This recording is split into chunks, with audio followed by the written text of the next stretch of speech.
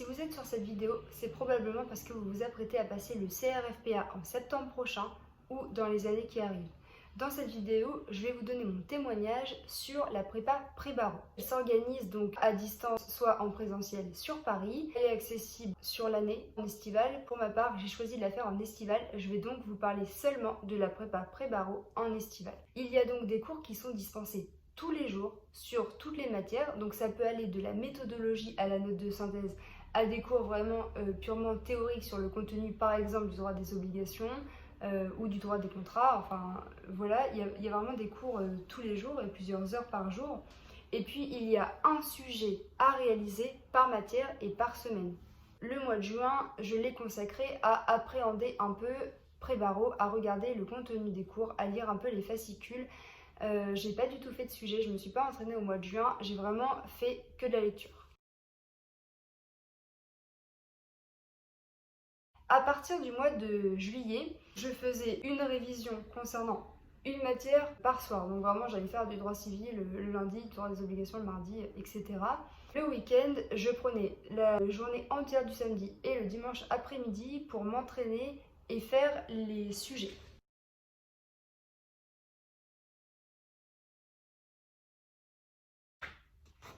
Et pour la note de synthèse, donc voilà, c'est comme vous devez déjà connaître. Et donc ça, il fallait rendre l'équivalent de tout ce travail en fait une fois par semaine, puisque là il y a donc 4 exercices. Évidemment, je n'ai pas rendu l'intégralité des sujets qui étaient demandés, ce n'est pas grave. Lorsque je ne les rendais pas, j'essayais quand même au moins de lire le sujet et de lire la partie du cours qui se rapportait au sujet.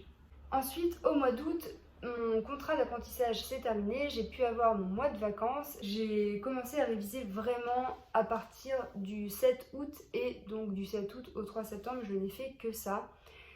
Jusqu'au 15 août, on avait la possibilité d'envoyer les sujets qu'on avait en retard. Donc sur cette semaine-là, j'ai essayé de favoriser tous les sujets qui me semblaient essentiels. J'ai réalisé beaucoup de notes de synthèse, j'ai essayé d'en faire une tous les 2 jours. Et les sujets concernant les matières pour lesquelles j'avais des difficultés, je les ai aussi rendus. Là, évidemment, j'ai pas réussi à rattraper tout mon retard, mais peu importe, le but c'est vraiment d'en faire le maximum et d'en faire en fonction de ses capacités. À partir du 15 août, il n'y avait plus la possibilité d'envoyer des sujets. Donc là, j'ai vraiment terminé. Ou alors, j'ai tout simplement établi des fiches que je n'avais pas du tout eu le temps de commencer pendant les mois précédents. Et puis, j'ai continué mes cours, j'ai approfondi les notions que je n'avais pas bien comprises. Il faut savoir aussi que mon Master 2 dispensait des cours qui en fait correspondaient aux matières du CRFPA. Donc, préparer le CRFPA en 3 semaines a aussi été possible pour moi parce que par ailleurs, j'avais déjà les cours du Master 2 qui m'avaient beaucoup aidé. J'ai revu tout le droit des obligations lors de mon Master 2, les modes alternatifs de règlement des différends, les procédures civiles. Bref, le Master 2 que j'ai fait m'a évidemment beaucoup aidé. J'ai suivi aussi un peu les cours de l'IOJ, mais pas de manière très assidue parce qu'avec l'alternance, je n'ai pas vraiment pu. Les écrits se sont déroulés la première semaine de septembre et ensuite les oraux commencé à partir de fin octobre. Ça a été vraiment compliqué de bosser en septembre une fois qu'on a fini les écrits parce qu'en fait on ne sait pas si on va être reçu. On est fatigué, on vient de passer 3 à 6 mois de préparation au CRFPA. Je n'étais pas sûre de l'avoir, l'épreuve était très compliquée, la semaine était intense. Je me suis mise à réviser les oraux lorsque j'ai su que j'étais admise aux oraux, donc ce qui m'a laissé 3 semaines de révision.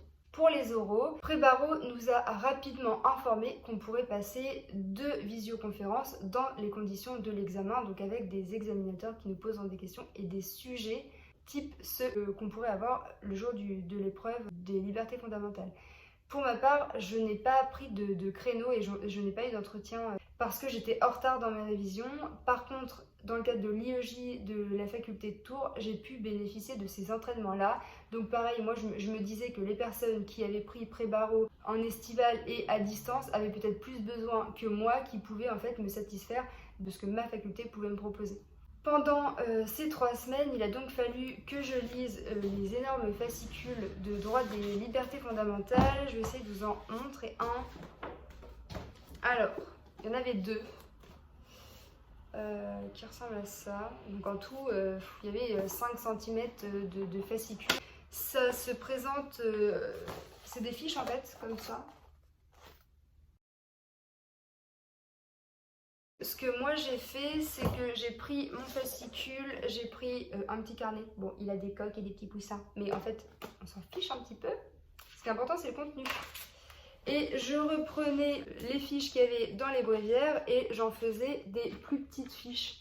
En vert, j'écrivais toutes les sources, donc article 1, préambule de 1946. En noir, les jurisprudences. Et je mettais les solutions des arrêts qui étaient importants en rouge. Ces jurisprudences-là sont les jurisprudences importantes à connaître dans le cadre de la dignité de la personne et la bioéthique. Donc j'ai fiché comme ça sur des petites pages. Ça m'a permis en fait de pouvoir relire tous les soirs un petit peu mes fiches et que ce soit un peu plus agréable que les énormes bréviaires de pré-barreau. Concernant les langues vivantes, pré-barreau proposait seulement de l'anglais. Moi j'ai fait l'espagnol donc j'ai dû me préparer toute seule. Et d'ailleurs je n'ai pas vraiment su ce qu'on attendait de moi parce qu'il n'y avait pas grand chose comme consigne. Donc je vais pas vous donner de conseils sur les langues. Enfin je peux vous dire ce que moi j'ai fait. J'ai écouté et lu la presse en fait globalement. Et puis j'ai essayé de parler avec des amis en espagnol pour essayer de m'en mettre un peu à niveau. Mais c'est tout ce que je peux vous conseiller. Il n'y a pas à s'alarmer quand on n'a pas vraiment commencé à réviser en juin. C'est en septembre, vous avez tout l'été. Si vous travaillez, essayez d'avoir un emploi de temps très organisé qui vous permette d'effectuer vos heures et en parallèle de pouvoir quand même réviser un petit peu. Prenez-vous les week-ends pour faire vos sujets. Si vous n'avez pas le temps de rendre un sujet, au moins vous le lisez et vous allez lire la partie du cours qui le concerne. Vous allez regarder la correction lorsque vous aurez la correction pour avoir quand même une idée de ce qu'on attend de vous sur tel sujet. Les notes de synthèse sont très importantes. Essayez d'en faire le plus possible. C'est très long comme exercice. Alors c'est 5 heures. Moi j'ai d'abord pris 7 heures et ensuite je réduisais mon temps pour pouvoir arriver à 5 heures.